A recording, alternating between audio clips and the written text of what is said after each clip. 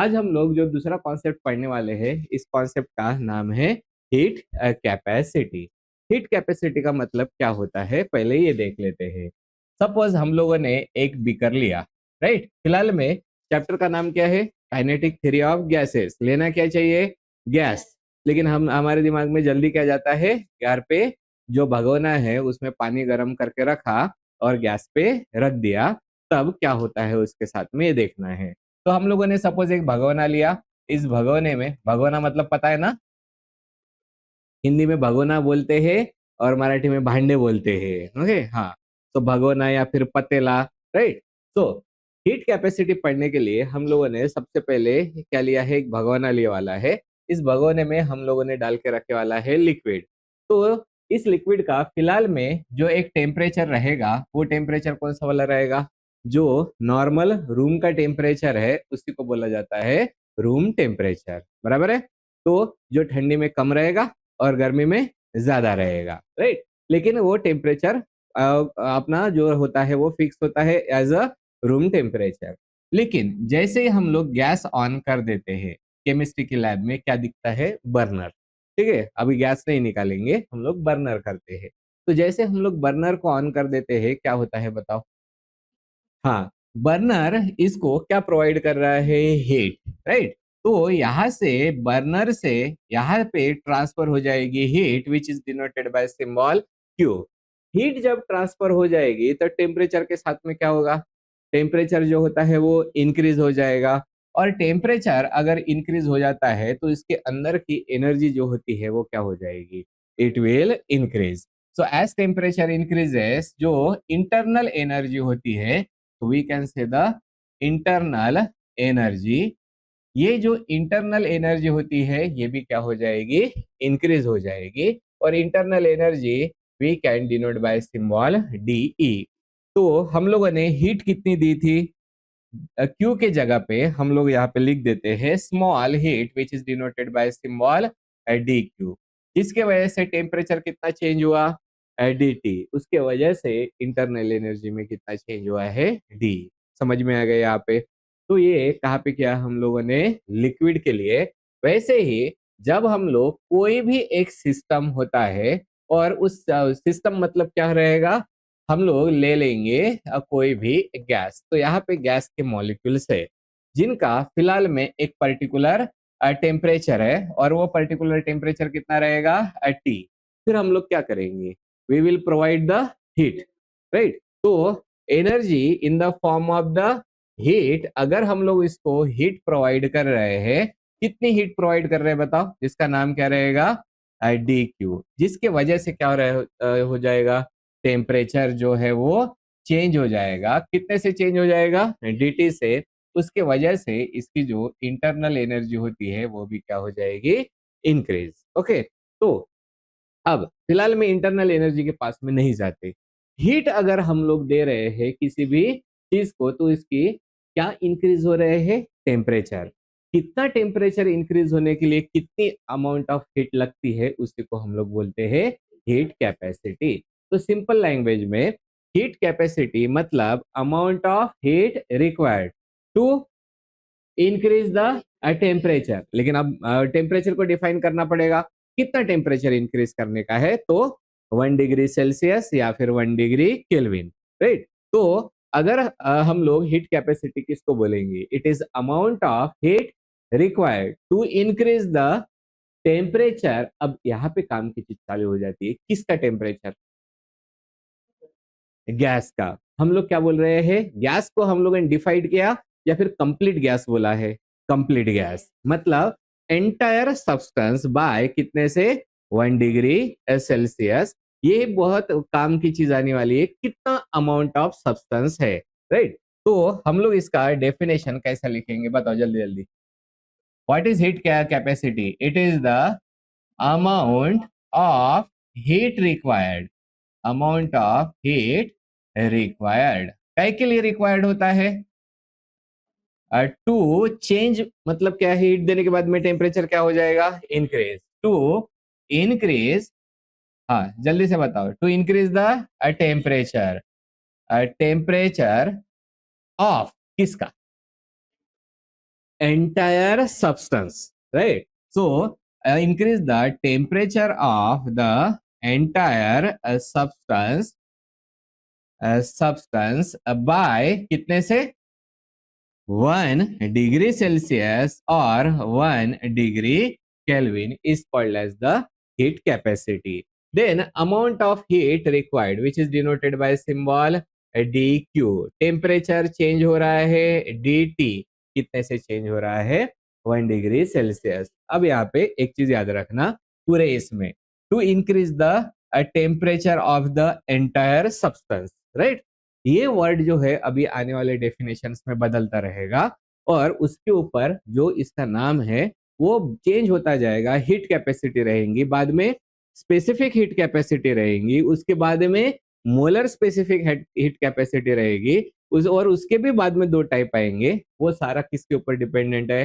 कितना amount of substance को हम लोग यहाँ पे मेंशन कर रहे हैं. समझ में आ गया? अब नेक्स्ट जो आएगा उसमें एंटायर सब्सटेंस की जगह पे हम लोग बिल्कुल स्पेसिफिक अमाउंट ऑफ सब्सटेंस लेंगे, राइट? तो अब यहाँ पे हीट कैपेसिटी में हम लोगों ने कितना सब्सटेंस लिया वाला है? Entire substance. एंटायर सब्सटेंस मतलब पूरा का पूरा हो गया. अब हम लोग जब नेक्स्ट वाला वर्ड यहाँ पे ऐड करेंगे तब हम लोग क्या करेंगे? यहाँ पे स्पेसिफिक अमाउंट ऑफ सब्सटेंस हम लोग यहाँ पे कंसिडर करेंगे. उस स्पेसिफिक अमाउंट ऑफ सब्सटेंस का टेम्परेचर बढ़ाने के लिए कितनी हीट लगेगी उसके लिए. अब ये हीट कैपेसिटी रहेगा या इसके सामने एक वर्ड लग जाएगा? हाँ, कौन सा वाला वर्ड लगेगा? वो कहलाता है स्पेसिफिक हीट कैपेसिटी. तो हम लोग अब जाके दूसरा वाला डेफिनेशन देखेंगे और वो डेफिनेशन रहेगा for the specific heat capacity. और ये जो स्पेसिफिक हीट कैपेसिटी होती है वो इसको भी हम लोग डिनोट कर सकते हैं बाय सिंबल एस, राइट? और इसी को कभी कभी हम लोग बोलते हैं प्रिंसिपल स्पेसिफिक हीट कैपेसिटी. अब ये किस्सा क्या होता है वो हम लोग देखेंगे. तो यहाँ पे भी हम लोग क्या लेंगे? सब्सटेंस लेंगे, लेकिन कितना सब्सटेंस लेंगे? एक specific amount of the substance. तो अगर उसको हम लोगों ने मेजर करना है तो किस में मेजर कर सकते हैं अमाउंट ऑफ सब्सटेंस को?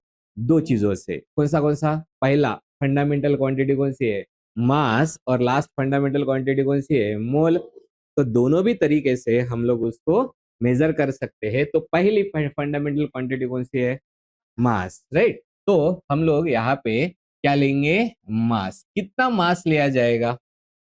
1 kg. लेकिन kg क्या है? SI क्वांटिटी है ना, राइट? और अगर CGS क्वांटिटी मिल जाए तो कितना हो जाएगा? 1 ग्राम. तो हम लोग क्या करेंगे? और kg और ग्राम क्या मेजर कर रहे हैं? मास. और 1 ये, और उसमें क्या जो kg और ग्राम है वो क्या है? यूनिट. तो हम लोग यहाँ पे ग्राम और kg लिखने से बेटर है क्या लिख देते हैं? Unit mass. यूनिट मास मतलब कोई भी सिस्टम में एक, राइट? तो ये वाला हम लोगों ने कितना मास लिया है फिलहाल में? यूनिट मास. फिर इसको हम लोग क्या प्रोवाइड कर रहे हैं? हीट प्रोवाइड करेंगे. हीट प्रोवाइड करने की वजह से इसका टेम्परेचर क्या हो जाएगा? इंक्रीज. इसलिए ये जो नाम होता है, सॉरी, इसका डेफिनेशन होता है, डेफिनेशन तुम लोग खुद ही बता दो. हाँ, अमाउंट ऑफ, हाँ, amount of the heat required, हाँ, फटाफट बताते जाओ. To increase the temperature of specific amount of substance बोलेंगे या फिर यूनिट मास ऑफ सब्सटेंस बोलेंगे? Unit mass of the substance. To increase the unit mass of the substance. तो अगर किसी को ध्यान में नहीं रहता है तो ऐसा क्वांटिटी में कितना लिखा जाएगा? 1 kg. Okay, 1 kg mass of substance bye कितने से? 1 degree Celsius और 1 degree Kelvin is called as the specific heat capacity, right? अब यहाँ पे हम लोगों ने अमाउंट ऑफ सब्सटेंस किस में मेजर किया? Unit mass. मतलब किस में मेजर किया? मास में. मास से कौन सी क्वांटिटी थी? पहली फंडामेंटल क्वांटिटी. लास्ट वाली फंडामेंटल क्वांटिटी कौन सी है? मोल। तो हम लोग अमाउंट ऑफ सब्सटेंस मोल में भी तो मेजर कर सकते हैं। तो यहाँ पे अगर 1 मोल रहा मतलब कितना रहेगा? यूनिट मोल, एक हो गया ना। तो वो भी कौन सा हो जाएगा? Specific, right. लेकिन उसके सामने कौन सा वर्ड लगेगा? Molar specific heat capacity. इसलिए नाम क्या बन जाएगा? जल्दी से बताओ। सो यहाँ पे इसका नाम क्या बनेगा? This is the molar specific heat capacity. और इसका जो डेफिनेशन है वो तुम लोग खुद ही बता सकते हो। बताते जाओ फटाफट। इट इज अमाउंट ऑफ, हाँ, amount of the heat required, amount of heat required, आगे, to increase the temperature of कितना अमाउंट ऑफ सब्सटेंस है? 1 मोल ऑफ द सब्सटेंस, कितने से? 1 mole of substance by 1 degree Celsius और 1 degree kelvin. It is called as the molar specific heat capacity, right. तो किसको हम लोग इंक्रीज कर रहे हैं? टेम्परेचर को। गैस को जो भी गैस के प्रॉपर्टीज होते हैं वो प्रॉपर्टीज दिखाने के लिए हम लोग कौन से क्वांटिटीज यूज करते हैं? बताओ। Pressure, volume and the temperature. मतलब किसी भी गैस के स्टेट को बताने के लिए, एक्सप्रेस करने के लिए हम लोग कौन से क्वांटिटी यूज करते हैं? Pressure, gas and the temperature, right. Sorry, pressure, volume and the temperature. इसमें से कौन सा गिवन है? टेम्परेचर गिवन है। कौन नहीं है? प्रेशर एंड द वॉल्यूम नहीं है। तो लेकिन यहाँ पे टेम्परेचर चेंज हो रहा है, तो रिलेशन बताने के लिए किसी ना किसी एक को क्या करना पड़ेगा? कांस्टेंट। किसको किसको कांस्टेंट रखा जाएगा? या तो वॉल्यूम को, नहीं तो प्रेशर को। इसलिए यहाँ पे दोनों भी कंडीशन ऐड करेंगे। एक बार वॉल्यूम को कांस्टेंट रखेंगे और एक बार प्रेशर को कांस्टेंट रखेंगे, तो वो कहलाएगा molar specific heat capacity at constant volume and molar specific heat capacity at constant pressure, right. तो ये जो मोलर स्पेसिफिक हीट कैपेसिटी है उसको हम लोग लिखते हैं बाय द सिंबल सी। अपनी स्पेसिफिक हीट कैपेसिटी का सिंबल कौन सा था? एस। मोलर का कौन सा वाला है? सी। अब इसके हम लोग क्या लिखेंगे? दो टाइप्स आएंगे। और दो टाइप्स कौन से होते हैं? जल्दी जल्दी, अभी अभी नाम बताया था ना। पहला मोलर, हाँ, molar specific heat capacity, heat capacity at constant volume, eight constant volume, right. और दूसरा वाला कौन सा रहेगा? Molar specific heat capacity at constant pressure. Molar specific heat capacity, heat capacity at the constant pressure, right. अब molar specific heat capacity का symbol कौन सा है? सी। और यहाँ पे कांस्टेंट कौन है? वॉल्यूम। इसलिए इसको कैसा लिखा जाएगा? सीवी। और ये जो होता है वो लिखा जाएगा सीपी। समझ में आ गया? तो बहुत सारे नाम आए ना। कहाँ से चालू हुआ था? हीट कैपेसिटी, बाद में स्पेसिफिक हीट कैपेसिटी, उसके बाद में मोलर स्पेसिफिक हीट कैपेसिटी, और उसके भी दो दो टाइप। तो स्पेसिफिक सॉरी, तो हीट कैपेसिटी में कितना सब्सटेंस होता है? Entire substance. Okay, specific heat capacity में unit mass of the substance, and molar specific heat capacity में 1 मोल ऑफ द सब्सटेंस का टेम्परेचर इंक्रीज करने के लिए कितना अमाउंट ऑफ हीट रिक्वायर्ड होता है। ओके, तो मोलर स्पेसिफिक हीट कैपेसिटी के बारे में अभी हम लोगों को देखने का है। तो हम लोग क्या देखने वाले हैं? What is the molar specific heat capacity? ये तो पढ़ चुके हैं ना। लेकिन कहाँ पे है? एट द कांस्टेंट, हाँ जल्दी से बताओ, वॉल्यूम। सो पहला वाला रहेगा एट द कांस्टेंट वॉल्यूम। तो हम लोग क्या करते हैं? इसके लिए सबसे पहले एक इस तरीके का कंटेनर लेंगे, ठीक है। इस कंटेनर में हम लोग यहाँ पे फिल करके रख देंगे। ये कौन हो गया? गैस के मॉलिक्यूल्स। और फिर ये जो कंटेनर है यहाँ पे हम लोग लगा के रख देते हैं, ये बोला जाता है पिस्टन, राइट। पिस्टन आप लोगों ने देखा इंजन में पिस्टन होता है। पिस्टन क्या होता है? मूव हो सकता है उस पर्टिकुलर सिलेंडर में। तो ये कंटेनर है, कंटेनर में हम लोगों ने क्या फिल करके रखे वाला है? गैस के मॉलिक्यूल्स। अभी पिस्टन जो होता है वो मूव हो सकता है, लेकिन हम लोगों ने क्या बोला है? कंडीशन कौन सी है? Constant volume. कांस्टेंट वॉल्यूम है। आप लोगों ने अगर गैस पे कुकर को रख दिया, राइट, कुकर को रख दिया तो कुकर का ढक्कन लगाने के बाद में अंदर की जगह कम ज्यादा होती है क्या? नहीं। तो वॉल्यूम कैसा हो गया है? कांस्टेंट। मतलब कांस्टेंट वॉल्यूम पे ये जो पिस्टन होता है वो मूव होगा क्या? नहीं, राइट। तो हम लोग क्या बोलेंगे? Eight the constant volume, constant जो वॉल्यूम होता है इसमें पिस्टन मूव हो रहा है क्या? नहीं। So this piston do not move, right. अगर पिस्टन मूव होगा तो वर्क डन होगा, अगर पिस्टन मूव नहीं होगा तो वर्क डन नहीं होगा। फिर हम लोग क्या करेंगे? इसको हम लोग प्रोवाइड कर देंगे हीट, राइट। तो हम लोग क्या लिखेंगे? When when the heat provided, when heat provided, कितनी हीट प्रोवाइड कर रहे हैं हम लोग? D Q amount of the heat is provided. क्या हो रहा है? It's temperature is increase. Okay, so हम लोग लिख देते हैं इसका जो टेम्परेचर जो होता है, दिस टेम्परेचर इंक्रीजेस, इंक्रीजेस। और कितने से इंक्रीज हुआ है वो? dt से, जिसके वजह से इंटरनल एनर्जी भी क्या हो जाती है? इंक्रीज।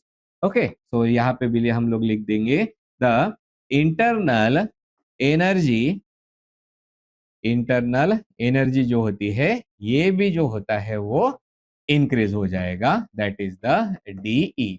तो हम लोग अगर यहाँ पे ऑब्जर्व करेंगे तो जितना हम लोगों ने हीट दिया उसके वजह से किस में चेंज हुआ है? टेम्परेचर में। और टेम्परेचर में चेंज हुआ गया उसके वजह से क्या हो रहा है? इंटरनल एनर्जी जो होती है वो इंक्रीज हो जाती है। मतलब हम लोग अगर dq दे रहे हैं, dq will be directly proportional to the dt, बराबर है। जितना एनर्जी सॉरी जितना हीट हम लोग देंगे उतना क्या रहेगा? टेम्परेचर चेंज हो जाएगा। और जितना हीट देंगे उतनी ही इंटरनल एनर्जी जो होती है वो इंक्रीज हो जाएगी। So we can write down the dq is directly proportional to the dt। ये हटाने के लिए क्या डालना पड़ेगा? कांस्टेंट। और वो कांस्टेंट कौन सा होता है? Molar specific heat capacity at the constant volume. तो कितना रहेगा बताओ? dq is equal to cv into the dt। और dq मतलब ही कौन था? कितना हो जाएगा? जितनी हम लोग इंटरनल, अब जितना हीट देंगे वो सारी के सारी हीट क्या इंक्रीज करेंगी? Internal energy. क्यों? क्योंकि यहाँ पे पिस्टन मूव नहीं हो रहा है। अगर पिस्टन मूव होता था तो इंटरनल एनर्जी भी इंक्रीज होगी और वर्क डन भी होगा। लेकिन यहाँ पे पिस्टन मूव हो रहा है क्या? नहीं, पिस्टन मूव नहीं हो रहा है, इसलिए सिर्फ और सिर्फ कौन चेंज हो जाएगा? dt। और जिसके वजह से कौन चेंज हो जाएगा? de। तो यहाँ पे हम लोग क्या लिख सकते हैं? dq is equal to de is equal to this is cv into the dt। So this is the equation number 1 for molar specific heat capacity at constant volume. फिर दूसरा वाला कौन सा रहेगा? Molar specific heat capacity at constant pressure. हमारा कौन सा वाला है बताओ? लिख देते हैं फिर से, the molar specific heat capacity,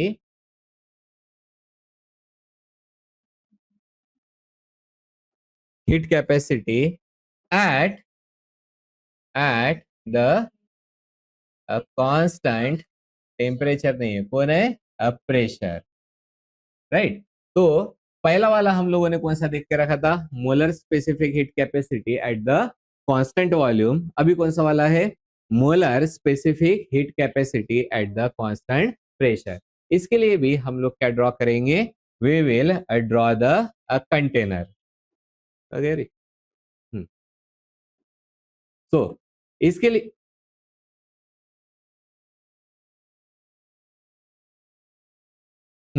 ये हम लोगों ने यहाँ पे कंटेनर को ड्रॉ करके रख दिया और कंटेनर के अंदर क्या फिल करके रखे वाला है, गैस। फिर से यहाँ पे हम लोग क्या बना देते हैं, ये हो गया है हमारा एक पिस्टन, राइट। अब यहाँ पे हम लोगों को कौन सी कंडीशन को मेंटेन करना है, देखो कौन सा पढ़ रहा है, molar specific heat capacity at the constant pressure. यहाँ पे एक गैस है, ठीक है, ये गैस का एक पर्टिकुलर प्रेशर होता है। मतलब प्रेशर किसकी वजह से होता है, ये जो गैस के मॉलिक्यूल्स होते हैं वो कहाँ पे जाके टकराते हैं, कंटेनर पे, और कंटेनर के वॉल के ऊपर टकराने की वजह से force upon area that will be called as the pressure. तो ये गैस के मॉलिक्यूल्स क्या लगा रहे हैं, कंटेनर के वॉल पे प्रेशर लगा रहे हैं। लेकिन जैसे ही हम लोग इसको हीट प्रोवाइड कर देते हैं, जो काइनेटिक एनर्जी होती है ये हीट किसके पास में चली जाती है, गैस के मॉलिक्यूल्स के पास में। तो अगर तुम्हारे पास में, तो इनकी एनर्जी क्या हो गई, इंक्रीज। तुम्हारी एनर्जी इंक्रीज होती है तो तुम लोग शांति से बैठते हैं, इधर उधर भागना चालू करते हैं, भागते हैं इधर उधर। कोई भी शांति से जाके सो नहीं जाता है बहुत एनर्जी आने के बाद में। तो ये मॉलिक्यूल्स भी अब वो धीरे हो जाएंगे या और फास्ट घूमेंगे, और फास्ट घूमेंगे तो और ज्यादा टकराएंगे, मतलब प्रेशर क्या हो जाएगा, increase. So as we provide the heat, इसका जो प्रेशर जो होता है वो क्या होता है, इंक्रीज हो जाता है। और प्रेशर अगर हम लोगों को, लेकिन यहाँ पे कर रखना क्या है, constant.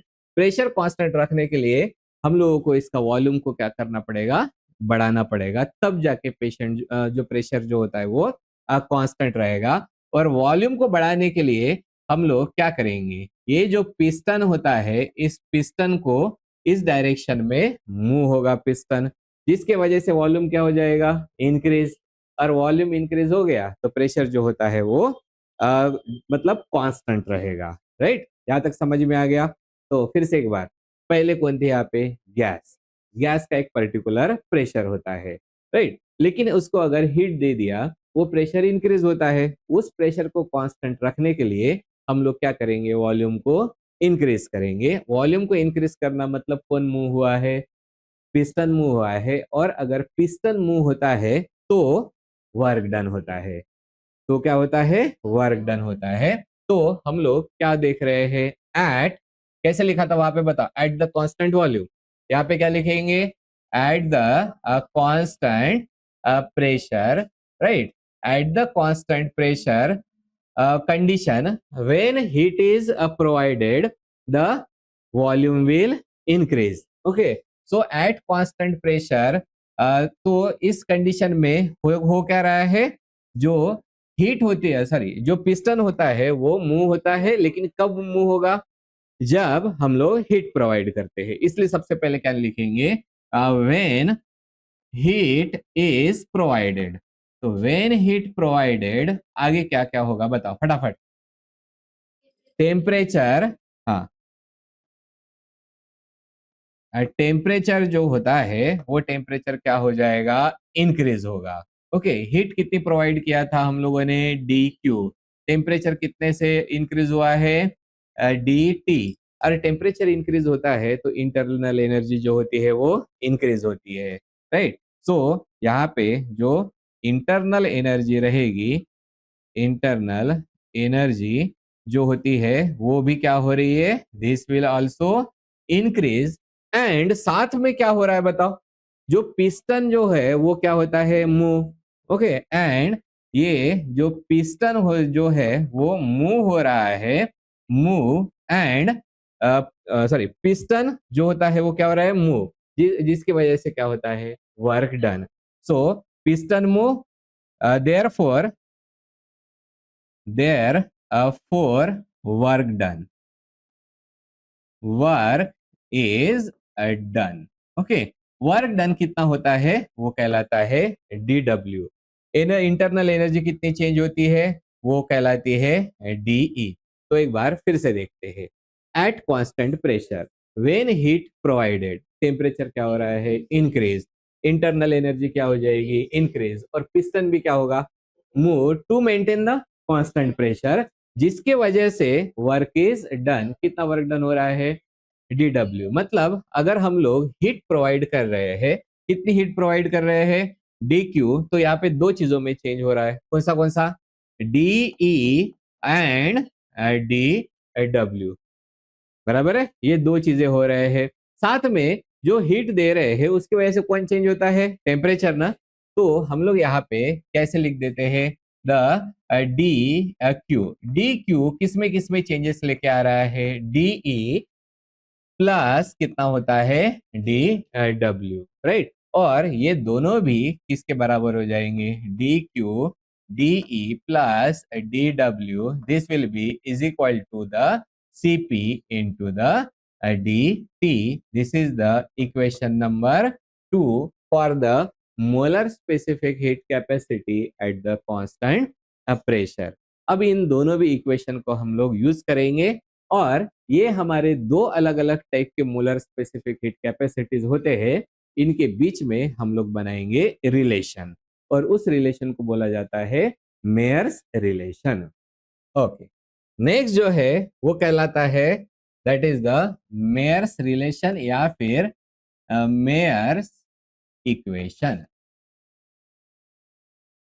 Myers equation, Mayer's equation जो होता है वो हम लोगों को दो टाइप के जो मोलर स्पेसिफिक हीट कैपेसिटीज होती है उनके बीच में का बताता है रिलेशन, राइट। तो मेयर्स इक्वेशन में सबसे पहली मोलर स्पेसिफिक हीट कैपेसिटी कौन सी है, एट कांस्टेंट वॉल्यूम, उसका इक्वेशन बताओ, D E is equal to C V into the D T, this is equation number 1। दूसरा वाला इक्वेशन किसके लिए था, molar specific heat capacity at the constant pressure, that is D E plus D W, this will be the C P into the D T. ये हो गया equation number 2। अब हम लोग क्या करेंगे, इक्वेशन नंबर 1 को हम लोग पुट करेंगे in the equation number 2। So we will write down, put the equation number 1 in the equation number 2। तो किसकी वैल्यू पुट हो जाएगी, डीई की। तो क्या क्या लिखेंगे बताओ, C V D T plus कौन हो जाएगा, D W is equal to कितना होता है, C P into the D T. Okay, इसको इस साइड में लेके चले जाते हैं। So D W is equal to कितना हो जाएगा, C P D T minus C V into D T, right.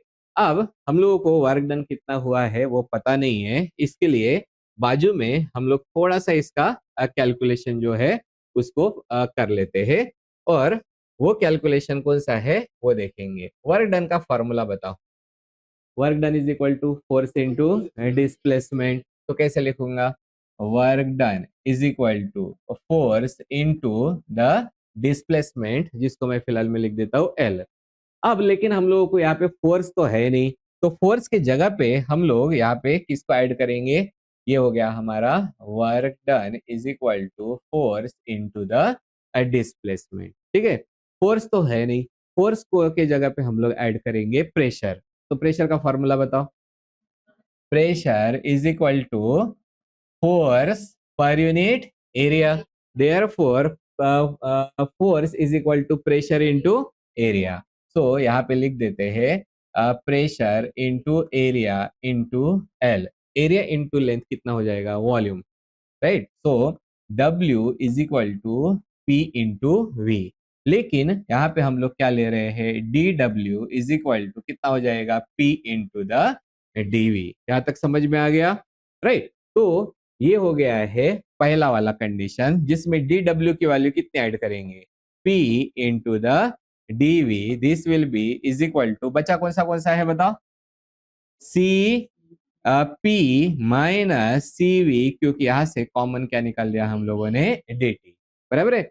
अब लेकिन यहाँ पे डी टी है, तो इसको डी टी के फॉर्म में लिखना है, तो हम लोग कौन सा वाला इक्वेशन यूज करेंगे, ideal gas equation. Ideal gas equation क्या बोलता है, P V is equal to N R T, लेकिन यहाँ पे कौन है, डीवी, तो यहाँ पे किसके साथ में लगाएंगे, डी टी के साथ में। कितने मोल के बारे में बात चालू है, 1 मोल। सो फॉर द 1 जो मोल होता है उसके लिए कितना हो जाएगा, P dV is equal to R into the D T, right. तो ये वाला हमारा किसका पार्ट हो गया है, this is the part of the calculation. इसकी वैल्यू हम लोग यहाँ पे पुट कर देते हैं, वैल्यू बताओ जल्दी जल्दी, R into the D T is equal to कितना है, Cp minus Cv into the dt। कौन कौन कैंसल हो जाएगा? dt dt कैंसल आउट, तो क्या बचेगा? सिर्फ और सिर्फ Cp minus Cv is equal to R। So this is the Mayer's equation. तो इस तरीके से हम लोगों ने क्या निकाले वाला है? Mayer's equation. लेकिन यहाँ पे एक प्रॉब्लम आ रहा है, और वो प्रॉब्लम ये है, वर्क डन को हम लोग किस में मेजर करते हैं? जूल्स में। और एनर्जी को हम लोग यूजुअली दिखाते हैं इन द कैलोरीज, राइट? सो लिख देते हैं यहाँ पे जो हमारा वर्क डन होता है, work done is measured in, किसे मेजर कर रहे हैं हम लोग? Joules, joules. और उसके बाद में हमारे पास में कौन सा होता है? Heat. Heat is measured in the calories. अगर ये दोनों के बीच में भी रिलेशन निकालने का है, तो उसके लिए हमारे पास में एक क्वांटिटी होती है। तो इन दोनों के बीच में का रिलेशन के लिए एक क्वांटिटी होती है, उस क्वांटिटी का नाम होता है mechanical equivalent of the heat, right? तो वर्क डन को किस में मेजर कर रहे हैं? जूल्स में। हीट को किस में मेजर कर रहे हैं? कैलोरीज में। To relate, between them we need एक क्वांटिटी है, उस क्वांटिटी का नाम क्या है? Mechanical equivalent, mechanical equivalent of the heat, right? Mechanical equivalent of heat which is denoted by symbol J। तो वर्क डन और ये जो रिलेशन होता है वो इस तरीके से होता है, W is equal to J into Q, right? J is equal to कितना हो जाएगा? W upon Q. Work done की वैल्यू, सॉरी वर्क डन का यूनिट जूल्स, एंड हीट का यूनिट कैलोरीज। तो जूल्स अपॉन क्या हो जाएगा? कैलोरीज। लेकिन एक कैलोरी जो होती है वो होती है 4.2 जूल्स के बराबर। Therefore this value is 4 point कितना रहेगा? 2 जूल्स पर कैलोरी। ये है mechanical equivalent of the heat. तो यहाँ पे ये जो सारी चीजें हम लोगों ने देखी थी, वर्क डन किस में था? जूल्स में। हीट किस में था? कैलोरीज में। इसलिए इस मेयर के इक्वेशन को हम लोगों को मॉडिफाई करना पड़ेगा, और मॉडिफाई करने के लिए हम लोग उसमें ऐड करेंगे जे। और बिल्कुल सिंपल एडिशन होता है। This is Cp minus Cv is equal to R upon the J. ये कौन सा वाला इक्वेशन कहलाता है? This is the modified Mayer's equation. So ये वाला हो गया है हमारा, this is the modified Mayer's equation. ये वाला कौन सा इक्वेशन हो गया है? Simply this is the Mayer's equation. और मॉडिफाइड मेयर्स इक्वेशन मतलब हम लोग किससे डिवाइड कर रहे हैं? जे से। और जे मतलब ही कौन होता है? Mechanical equivalent of the heat. Okay, तो हमारे पास में दो क्वांटिटीज है, मतलब मोलर स्पेसिफिक हीट कैपेसिटीज है। सॉरी, हमारे पास में स्पेसिफिक हीट कैपेसिटीज है। पहले का नाम क्या दिया वाला है? Specific heat capacity. और उसी को हम लोग क्या लिख देते हैं? The principal specific, principal specific heat capacity, heat capacity. तो स्पेसिफिक हीट कैपेसिटी का सिंबल क्या था? एस। और उसी को क्या बोला वाला है हम लोगों ने? Principal specific heat capacity. कितना अमाउंट ऑफ सब्सटेंस यूज करते हैं? 1 यूनिट मास। 1 यूनिट मास मतलब कितना हो गया? 1 kg। तो 1 kg गैस अगर यूज करेंगे तो उसको भी हम लोग कांस्टेंट प्रेशर और कांस्टेंट वॉल्यूम पे यूज कर सकते हैं। तो इसको हम लोग इस तरीके से लिखते हैं, एट द कांस्टेंट वॉल्यूम। और दूसरा वाला कौन सा रहेगा? एट द कांस्टेंट, ये रहेगा प्रेशर। एट कांस्टेंट वॉल्यूम का सिंबल क्या हो जाएगा? SV। And principal specific heat capacity at constant pressure, इसका सिंबल क्या हो जाएगा? SP। हो गया। उसके बाद में जो सेकंड वाला था वो कौन सा था? Molar specific heat capacity. तो हम लोग यहाँ पे लिख देते हैं the molar specific heat capacity, heat capacity, इसका जो सिंबल है वो कौन सा था, सी। ये भी दो थे, कौन से, एट द कांस्टेंट वॉल्यूम, इसका नाम क्या दिया था, सीवी। एंड दूसरा वाला कौन सा था, eight the constant, this is a pressure, at constant pressure कैसे लिखते हैं, एससीपी। तो यहाँ पे देखो कांस्टेंट वॉल्यूम में कौन से है, एसवी एंड सीवी। एसवी मतलब principal specific heat capacity at constant volume, and CV मतलब molar specific heat capacity at the constant volume. तो इनके बीच में जो होता है वो रिलेशन रहता है, और रिलेशन ये होता है CV upon the M naught is equal to SV. तो ऐसे ही इन दोनों के बीच में भी क्या रहेगा, रिलेशन, और रिलेशन कौन सा रहेगा, C P upon the M naught is equal to, this is the S P. समझ में आ गया। So this is the relation between the molar specific heat capacity at constant volume with the molar specific heat capacity at the, sorry, principal specific heat capacity at the constant volume। और यहाँ पे molar specific heat capacity at constant pressure with the principal specific heat capacity at constant pressure. समझ में आ गया। तो अगर हम लोगों ने फिर जो मेयर्स का इक्वेशन था, मेयर्स का इक्वेशन कौन सा था, Cp minus Cv is equal to R upon the J, right. अगर इसको हम लोगों ने यहाँ पे वैल्यूज पुट करेंगे तो वैल्यू क्या हो जाएंगी बताओ, Cp की वैल्यू क्या हो जाएंगी, Sp into the M naught, minus इसकी वैल्यू कितनी हो जाएंगी, Sv into the M naught is equal to R upon J, common कौन निकलेगा, एम नॉट, और कहाँ पे ट्रांसफर हो जाएगा, से दूसरे साइड में, तो क्या बन जाएगा, Sp minus Sv is equal to R upon m naught into the J. So this is the modified Mayer's equation in the form of principal specific heat capacities. इसके पहले का कौन सा था, modified Mayer's equation in the terms of molar specific heat capacity, और ये वाला कौन सा है, in terms of the principal specific heat capacity। सिर्फ क्या चेंज हुआ, m नॉट। समझ में आ गया। तो ये था हमारा सारा कच्चा चिट्ठा regarding the specific heat capacities.